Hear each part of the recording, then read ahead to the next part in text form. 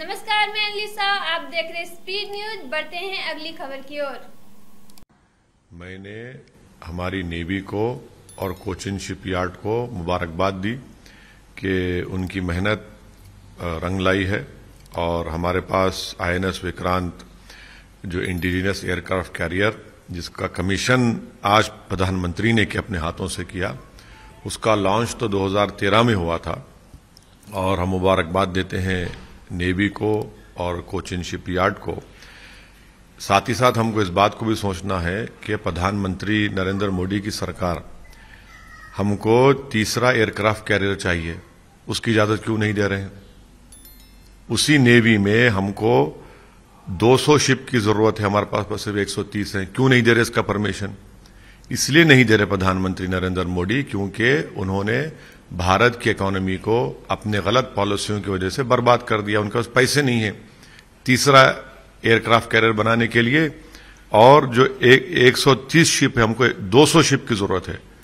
तो ये, और तीसरी बात यह है कि 45,000 टन का ये इतना बड़ा इंडिजिनस एयरक्राफ्ट कैरियर देखकर उम्मीद करते हैं कि देश के प्रधानमंत्री को हिम्मत आएगी और वो लफ्ज चीन अपनी जबान से अदा करेंगे और भारत के पार्लियामेंट में सेशन को बुलाएंगे ताकि चीन जो हमारी जमीन पर कब्जा करके बैठा है 1000 स्क्वायर किलोमीटर पर, जो चीन आज हमारे ग्रेजिंग राइट्स को बंद कर दिया है, करीब 10 किलोमीटर भारत की टेरिटरी में अंदर आ चुका है, जिससे 10 गांव मुतासर हुए हैं।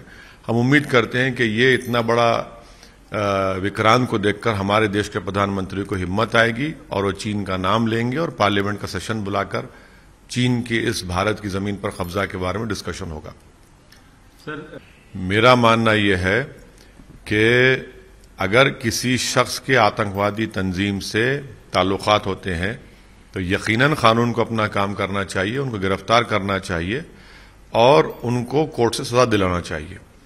मगर असम में बोगैगांव में जो मदरसे को डिमोलिश किया गया वो कंडेमनेबल है, इसलिए कि हेमंत बिस्वा शर्मा की सरकार ने सिर्फ 12 घंटे का टाइम दिया नोटिस देकर, हाँ, और वो बिल्डिंग 3 साल से मदरसे की वहां पर बनी हुई है। रात में हमारे सुबह 1:30 बजे उन बच्चों को 260 बच्चों को मदरसे से निकालकर गांव वालों के घर पे रखना पड़ा। ये कौन सा इंसाफ है बताइए आप। और आप नोटिस में ये नहीं कहते, नोटिस में कहते कि सेक्शन 26 डिजास्टर मैनेजमेंट का वायलेशन किए। भाई 3 साल से बिल्डिंग खड़ी, आपको याद नहीं आया। और आसाम के मुख्यमंत्री बोलते कि हम बुलडोजर लगाएंगे। आप रूल ऑफ लॉ के तहत सरकार चलाएंगे या बुलडोजर की तरह सरकार चलाएंगे। और बुलडोजर की तहत चलाना चाहते हैं तो आप बोल दीजिए मेरे पास संविधान की कोई अहमियत नहीं है, मैं अपनी मनमानी करूंगा।